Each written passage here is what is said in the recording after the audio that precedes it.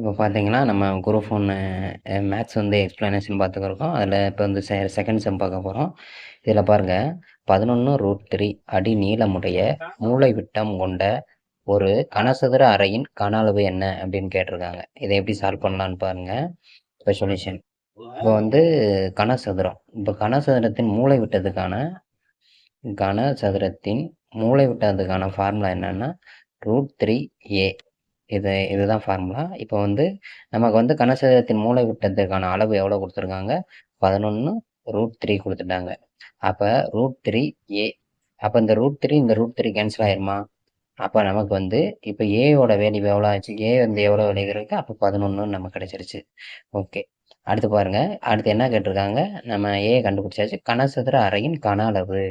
அப்போ கனசதுரத்தின் கன அளவுக்கான ஃபார்முலா என்ன?